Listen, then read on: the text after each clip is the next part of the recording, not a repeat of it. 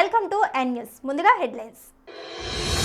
BJP Sadananda Goud, Harshvardhan కు సొంత రాష్ట్రాల బాధ్యతలు. యూపీ నేత సంతోష్ గంగ్వార్ కు గవర్నర్ పదవి. అసెంబ్లీ ఎన్నికలలో ఓడిన 24 మంది వైసీపీ నేతలకు నామినేటెడ్ పదవులు. ఇచ్చిన హామీని నెరవేర్చుకునే పనిలో జగన్. వనపర్తి జిల్లా తాడిపత్రిలో రేపు షర్మిల నిరాహార దీక్ష. హాజరు కానున్న నిరుద్యోగులు, విద్యార్థులు.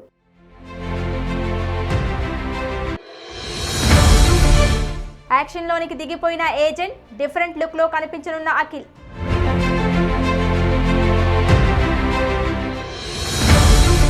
కూతురి ఫోటోను పోస్ట్ చేసిన కోహ్లీ, అనుష్క. వామికకు 6 నెలలు నిండటంతో కేక్ కట్ చేసిన జంట.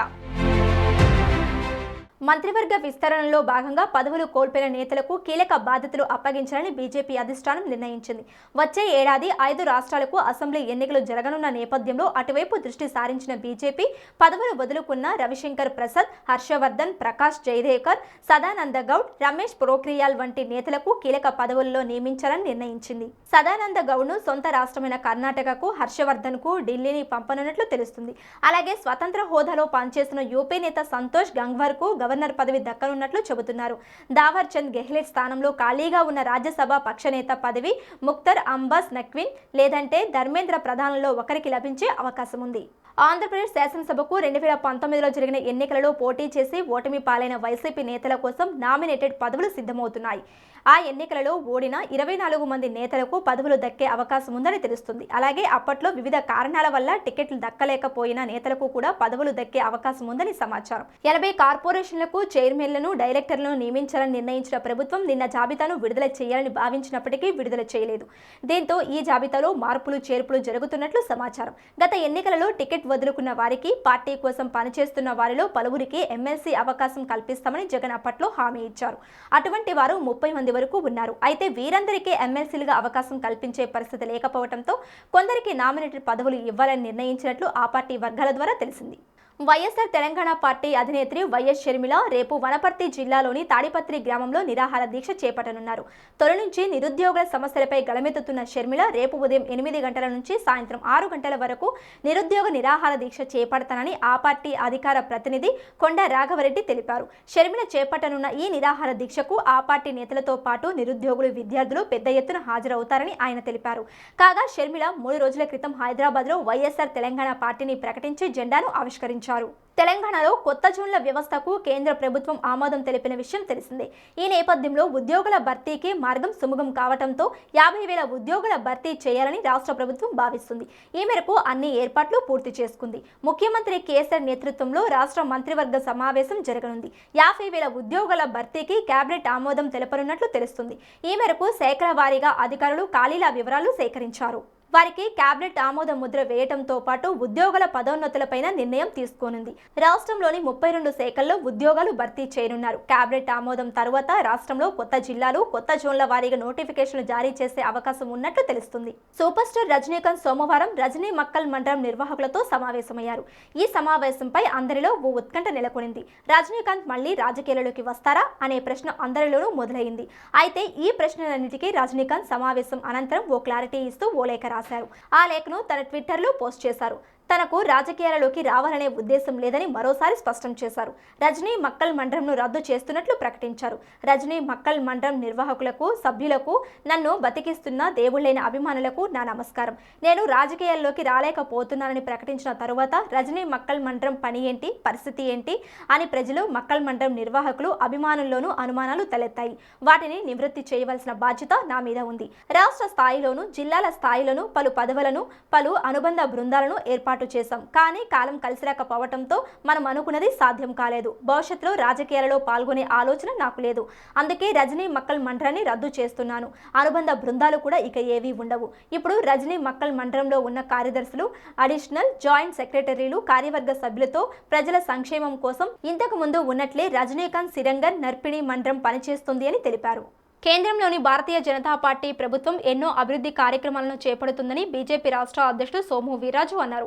ప్రకాశం జిల్లాలో డిఫెన్స్ క్లస్టర్ ఏర్పాటు చేయాలన్న కృత నిశ్చయంతో కేంద్రం ఉందని, వెనుకబడిన ప్రకాశం జిల్లా అభివృద్ధికి కేంద్రం కట్టుబడి ఉందని తెలిపారు. నిమ్జ్ వల్ల పారిశ్రామిక అభివృద్ధి జరుగుతుందన్నారు. ఎంతో మందికి ఉద్యోగ అవకాశాలు లభిస్తాయన్నారు. నిమ్జ్పై ఒక శ్వేతపత్రం విడుదల చేయవలసిన అవసరం ఉందన్నారు. జిల్లాలోని మత్స్యకారుల కోసం బెర్తులను నిర్మించాలన్నారు. కేంద్రం 4 బెర్తులను మంజూరు చేసిందని, అయితే రాష్ట్ర ప్రభుత్వం మత్స్యశాఖకు కేటాయించిన బడ్జెట్ కేవలం 26 కోట్ల రూపాయలేనని అన్నారు. జిల్లాలోని 4 ప్రధాన సమస్యలపై బీజేపీ పోరాటం చేస్తుందన్నారు. రాష్ట్రంలోని పెండింగ్ ప్రాజెక్టులు, నీటి వనరులపై ఈ నెల 19వ తేదీన విజయవాడలో తమ పార్టీ ఆధ్వర్యంలో ఆంధ్రప్రదేశ్లోని నీటి వనరులు, భారతీయ జనతా పార్టీ దృఢకోణం అనే అంశంపై సెమినార్ నిర్వహిస్తున్నట్లు తెలిపారు. విశాఖ స్టీల్ ప్లాంట్ ప్రైవేటీకరణ జరుగుతుందని స్పష్టం చేశారు.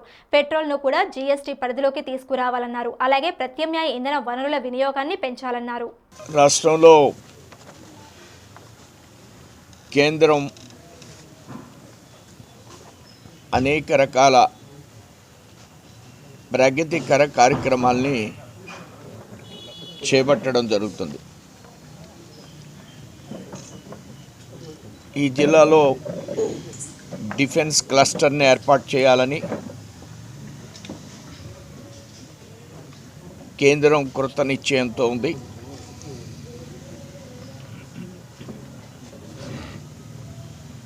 దీని పైన రాష్ట్ర ప్రభుత్వం ఏ విధంగానూ కూడా ప్రతిస్పందించకపోవడం, చలనం లేకపోవడం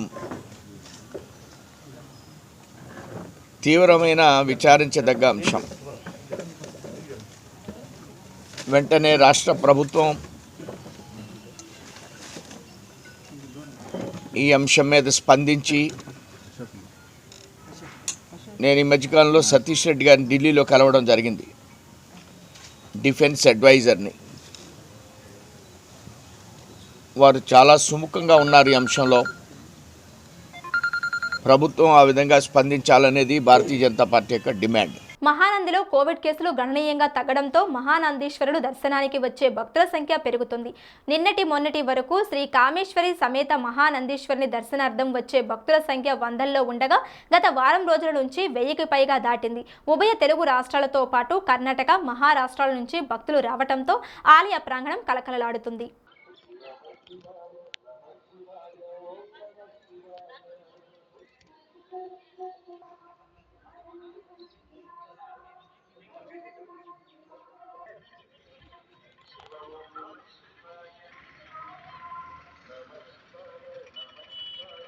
శ్రీ శ్రీ శ్రీ మహాయోగిని మాతగా పరమశివుని ఆదేశానుసారం ఆ పరమశివుని గురువుగా చేసుకుని భారతదేశంలో అనేక పుణ్యక్షేత్ర ప్రదేశాలలో తపస్సు ముగించుకొని గత 15 సంవత్సరాలుగా శ్రీశైల భ్రమరంబ మల్లికార్జున స్వామివారి క్షేత్ర పరిధిలో పరమశివుని ఆజ్ఞానుసారం ఆత్మిక తపస్సు చేస్తున్నారు. ఇప్పటికీ వెలుగులోకి రాని పూజా విధానాలను, భగవంతుని రూపతత్వాలను, దేవీ దేవతల స్వరూప స్వభావాలను మాతా యోగి శక్తి ద్వారా తెలుసుకుంటూ ఆ విషయాలను అందరికీ తెలియచేస్తూ సనాతన ధర్మ ప్రచారాన్ని బలోపేతం చేయాలనే దృఢ సంకల్పంతో జ్ఞానయోగ తపస్సు చేస్తూ ఆత్మిక సేవ చేస్తున్నారు. మహాపుణ్యభూమి అయిన ఈ భారతదేశంలో మనకు దగ్గరలో ఉన్న గ్రామ దేవతలకు ఆషాఢ మాసంలో మేళ తాళాలతో బోనాలు సమర్పించి ఆ దేవతను శాంతింపచేసి రాబో రోజులలో వ్యాధుల నుండి, క్రిమి కీటకాల నుండి మమ్మల్ని రక్షించి కాపాడాలి అని అమ్మను వేడుకోవటం సనాతన సాంప్రదాయానుసారంగా వస్తున్న ఆచారం. కావున ఆంధ్రప్రదేశ్, తెలంగాణ మరియు కర్ణాటక ప్రాంతాల నుండి శ్రీ శ్రీ శ్రీ మహాయోగిని మాత భక్తులు వచ్చి మాత సమక్షంలో కోవిడ్ నియమాలు పాటిస్తూ ఆదివారం ఆషాఢ శుద్ధ పాడ్యమి రోజున శ్రీశైలంలో మహిషాసుర మర్దిని అమ్మవారికి మేళ తాళాలతో బోనాలు సమర్పించి తీర్థ ప్రసాదాలు స్వీకరించి అమ్మవారి అనుగ్రహానికి పాత్రులయ్యారు. అందరికీ నమస్కారం అండి. హరి ఓం. మన పుణ్యభూమి అయినటువంటి శ్రీశైలం మహాక్షేత్రంలో ఈరోజు ఆషాఢ పాడ్యమి సందర్భంగా మనం అనతికాలంగా చాలా రోజుల నుంచి, చాలా సంవత్సరాల నుంచి మనం ఇక్కడ మన శ్రీ శ్రీ మహాయోగిని మాత ఆధ్యాత్మిక సేవా సంఘం తరపు నుంచి బోనాలు సమర్పణ, అంటే మహిషాసుర మర్దిని అమ్మవారికి బోనాలు సమర్పిస్తూ ఉంటున్నాము. అదే సందర్భంలో ఈరోజు ప్రతి సంవత్సరం ఏ విధంగా అయితే చేస్తామో అదేవిధంగా ఈరోజు కూడా మనం ఆషాఢ పాడ్యమి సందర్భంగా బోనాలు నైవేద్యం పెట్టడం జరుగుతుంది. జరుగుమల్లి మండలం కే బిట్రుగుంట గ్రామంలో గత జూన్ 22వ తారీఖున రెవెన్యూ అధికారులు పోలీస్ సిబ్బంది కలిసి రాజకీయ నాయకుల అండదండలతో కుమ్మరకుంటలో నిర్మించినటువంటి రేకుల షెడ్ని సామాగ్రిని జేసీబీ సహాయంతో తొలగించడం జరిగింది. దీని మీద స్పందించిన బీజేపీ రాష్ట్ర అధ్యక్షులు సోము వీర్రాజు మాట్లాడుతూ ప్రభుత్వం వెంటనే స్పందించి షెడ్ల నిర్మించి వాళ్ళని ఆదుకోవాలని భారతీయ జనతా పార్టీ తరఫున డిమాండ్ చేశారు. ప్రభుత్వం వెంటనే ఈ షెడ్లు నిర్మించి వారికి ఇవ్వాలనేది భారతీయ జనతా పార్టీ డిమాండ్. అవసరమైతే దీని మీద భారతీయ జనతా పార్టీ పెద్ద ఎత్తున ఉద్యమం చేస్తాం. ఆల్రెడీ కాన్స్టిట్యూషనల్ కమిటీ అయినటువంటి బీసీ కమిషన్కి తెలియజేయడం జరిగింది. వారికి ఆచార్య గారు, ఆ కమిషన్లో మెంబర్ అయినటువంటి ఆచార్య గారు కలెక్టర్కి, ఎస్ఐకి, సిఏకి నోటీసులు కూడా ఇవ్వడం జరిగింది. కానీ నోటీసులు కాదు, ప్రభుత్వం స్పందించాలి దీని మీద. ఇలాంటి విషయాన్ని రాష్ట్ర వ్యాప్తంగా నేను తిరుగుతున్న సందర్భంలో ఇలాంటి దౌర్జన్య కాండని అన్ని ప్రాంతాల్లోనూ కూడా ఈ ప్రభుత్వం మీద ఒత్తిడి తీసుకొచ్చే విధంగా మేము ప్రయత్నం చేస్తాం. ఇది మరలా తిరిగి పునర్నిర్మాణం చేసే వరకు దీన్ని మేము నిలుపుదల చేయమని మీ ద్వారా నేను తెలియజేస్తున్నాను. శ్రీ భ్రమరాంబ మల్లికార్జున స్వామివారి దేవస్థానంలో వైద్యశాలలో డాక్టర్ల నిర్లక్ష్యం వలన కమ్మసత్రంలో సూపర్వైజర్గా పనిచేస్తున్న మండు వెంకటేశ్వర్లు అనే వృద్ధుడు మృతి చెందాడు. వెంకటేశ్వర్లు ఆసుపత్రికి వచ్చి అరగంట వరకు డాక్టర్లు పట్టించుకోకపోవడంతో డాక్టర్ నిర్లక్ష్యం వలన వెంకటేశ్వర్లు అక్కడికక్కడే మృతి చెందారు. ఆక్సిజన్ లేక వెంకటేశ్వర్లు చనిపోయాడు అని చెప్పి మీడియా మిత్రులకు డాక్టర్ దురుసుగా మాట్లాడారు. ఫోటో తీసుకుంటాం సార్ అని అడిగితే లోపలికి రాకూడదు, ఫోటోలు తీయకూడదు, బయటకు వెళ్ళండి అని హెచ్చరించారు. ఉదయం 10 గంటలకు పేషెంట్ వస్తే అపోలో సూపరింటెండెంట్ డాక్టర్ వచ్చాడు అని లోపల మాట్లాడుకుంటూ పేషెంట్ ని పట్టించుకోలేదని మీడియా మిత్రులు అక్కడ ఉండగానే ఒక మనిషి నిండు ప్రాణాలు తీసిన డాక్టర్ నిర్లక్ష్యం. లోకల్లోని ఒక వయస్సే వ్యక్తి అతని భార్యకు జ్వరం వచ్చి హాస్పిటల్కి తీసుకువస్తే ఆమెతో పాటుగా మిగిలిన వారితో కలిపి 5కి ఒకేసారి వైద్యం చేస్తారని చెప్పడం జరిగిందని, శ్రీశైల దేవస్థానంలో శ్రీ భ్రమర మల్లికార్జున స్వామి వారిని నమ్ముకొని ఎంతో మంది భక్తులు వస్తుంటారు కనుక అటువంటి నిర్లక్ష్య డాక్టర్లు పనికిరాదని ఇక్కడున్న కొంతమంది యాత్రికులు చెబుతున్నారు.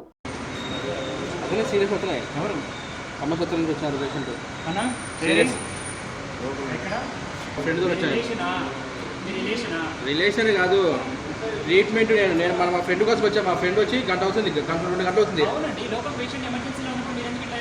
మేమేం చేయట్లేదు, మిమ్మల్ని చేయట్లేదు. మేము బయట ఉన్నాము. వెళ్తాం బయటికి వెళ్ళండి. ఎమర్జెన్సీ కేసు ఉన్నప్పుడు ఎమర్జెన్సీస్లోనే ఉంటారు. ఇట్లాంటి ఏమి ఉండదు. ఓకే.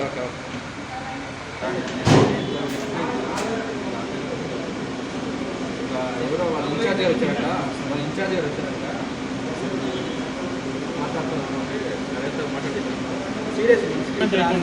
అంటే ఇక్కడ పేషెంట్ ముఖ్యమా, అపోలో హెడ్ ఆఫీస్ నుంచి వచ్చిన ముఖ్యమా? పేషెంట్ ముఖ్యం కదా. మళ్ళీ అపోలో నుంచి వచ్చినాడని అట్లా నువ్వు చెప్పకూడదు. పేషెంట్ ముఖ్యం. మళ్ళా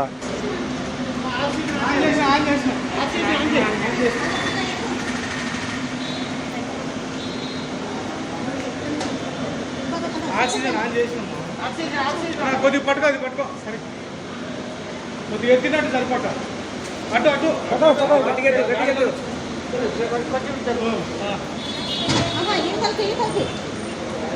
అలా జరిగింది చూడమ్మా. తూర్పు గోదావరి జిల్లా రాజమహేంద్రవరంలో దారుణం జరిగింది. గుర్తు తెలియని వ్యక్తులు అట్టపెట్టెలో తీసుకువచ్చిన శిశువును శ్మశానంలో వదిలివేసి వెళ్లిపోయారు. కొనవూపిరితో కొట్టుమిట్టాడుతున్న శిశువు ఏడుపును కాటి కాపరి శివ గమనించాడు. వెంటనే చిన్నారిని చేతుల్లోకి తీసుకుని స్థానికంగా నివసించే వెంకటేష్ దంపతులకు అప్పగించాడు. వారు వెంటనే స్థానిక ప్రత్యేక చిన్నపిల్లల సంరక్షణ యూనిట్కు తరలించారు. అయితే శిశువు పరిస్థితి విషమంగా మారటంతో 108 నియోనాటల్ అంబులెన్స్ ద్వారా కాకినాడ నియోనాటల్ ఇంటెన్సివ్ కేర్ యూనిట్కు తరలించారు. చిన్నారి బరువు 750 గ్రాములు మాత్రమే ఉందని, ఆరోగ్య పరిస్థితి విషమంగా ఉందని ఐసీడీఎస్ పీడీజీవి సత్యవాణి తెలిపారు. కృష్ణా జిల్లా జగ్గయ్యపేట మండలం ముక్త్యాల గ్రామ సమీపంలోని పులిచింతల ప్రాజెక్టు సందర్శనకు వెళుతున్న ప్రభుత్వ విప్ జగ్గయ్యపేట శాసనసభ్యులు సామినేని ఉదయభానుని తెలంగాణ రాష్ట్రం సరిహద్దు బుగ్గం ఆధారం దగ్గర తెలంగాణ పోలీసులు అడ్డుకున్నారు. ప్రాజెక్టు సందర్శించడానికి వచ్చిన మమ్మల్ని తెలంగాణ పోలీసులు అడ్డుకోవటం దారుణమని, శ్రీశైలం, నాగార్జున సాగర్, పులిచింతల ప్రాజెక్టుల్లో తెలంగాణ రాష్ట్ర ప్రభుత్వం అక్రమంగా విద్యుత్ ఉత్పత్తి చేస్తుందని ప్రభుత్వ విప్ సామినేని ఉదయభాను ఆవేదన వ్యక్తం చేశారు.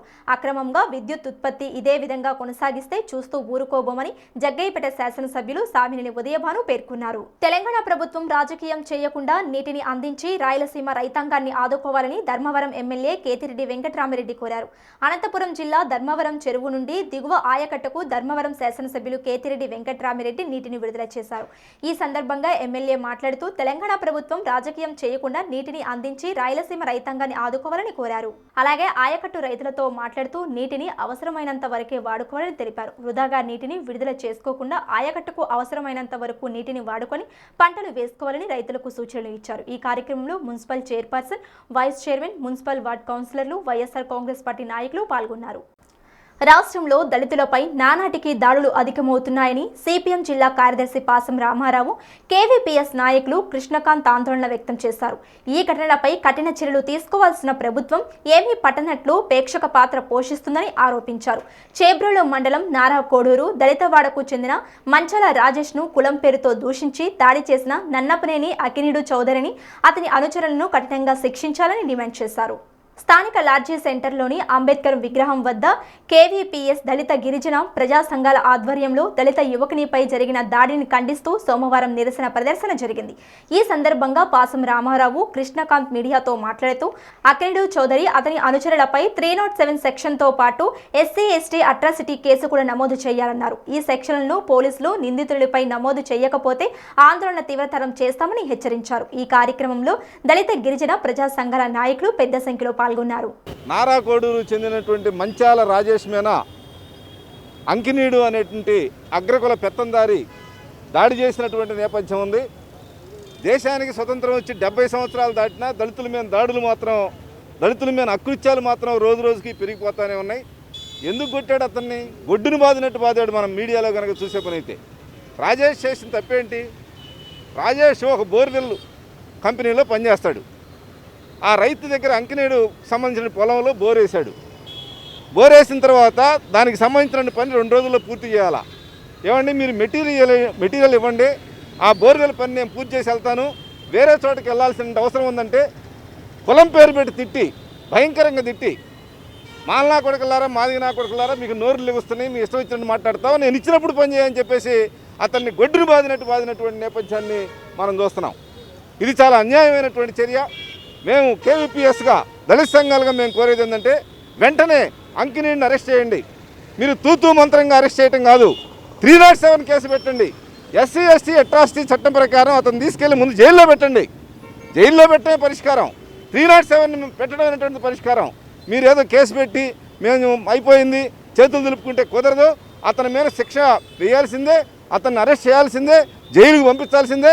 307 సెక్షన్ కనుక పెట్టకపోతే భవిష్యత్తులో అన్ని సంఘాలని కలుపుకొని పెద్ద ఎత్తున ఉద్యమం చేస్తామని చెప్పేసి దళితుల మీద జరిగేటువంటి దాడుల్ని ప్రభుత్వం అరికట్టాలని చెప్పేసి ఏ పార్టీ వాళ్ళైనా సరే, అధికార పార్టీ వాళ్ళైనా సరే ఈ చర్యలను ఖండించాలని చెప్పేసి మేము అందరం మీకు విజ్ఞప్తి చేస్తా ఉన్నాం. వరంగల్ జిల్లా నెక్కొండ మండలం దీక్షకుంట గ్రామంలో క్షుద్ర పూజలు కలకలం రేపుతున్నాయి.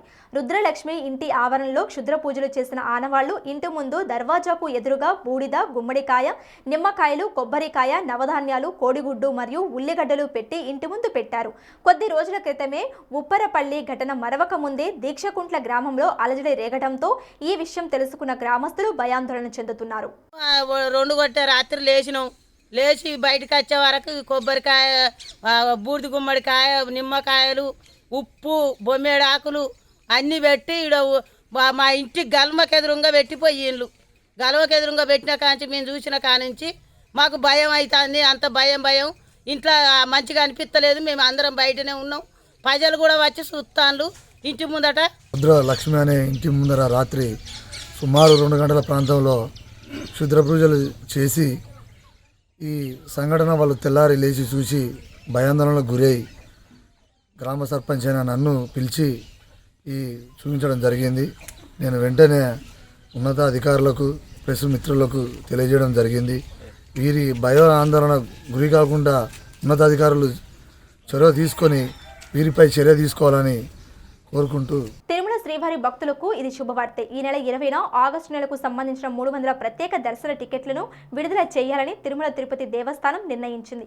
20న ఉదయం 9 గంటల నుంచి టీటీడీ అధికారిక వెబ్సైట్ తిరుమల బాలాజీ ap.government.in తో పాటు గోవింద యాప్లోనూ టికెట్లు అందుబాటులో ఉంటాయని టీటీడీ తెలిపింది. కరోనా నేపథ్యంలో ప్రస్తుతం 5,000 టికెట్లను మాత్రమే విడుదల చేస్తుండగా మున్ముందు మరిన్ని టికెట్లు అందుబాటులోకి తీసుకురావాలని యోచిస్తుంది. తూర్పు గోదావరి జిల్లా పిఠాపురంలో ఉదయం నుంచి ఎడతెరిపి లేని కుంభవృష్టి కురిసింది. తెల్లవారుజాము నుంచి ప్రారంభమైన వర్షం రాత్రి వరకు కొనసాగింది. దీంతో మండలంలోని గ్రామాలు, పట్టణంలోని లోతట్టు ప్రాంతాలు జలమయమయ్యాయి. డ్రైన్లు పొంగి ప్రవహిస్తున్నాయి. కాలువలు, చెరువులు నీటితో నిండిపోయాయి. పట్టణంలో మెయిన్ రోడ్పై వర్షం ఏరులై ప్రవహిస్తుంది. ఈదురు గాలులు ఎక్కువయ్యాయి. ఇప్పటికే వేసవి దుక్కులు పూర్తి చేస్తున్న రైతులు భారీ వర్షంతో ఆవేదన వ్యక్తం చేస్తున్నారు.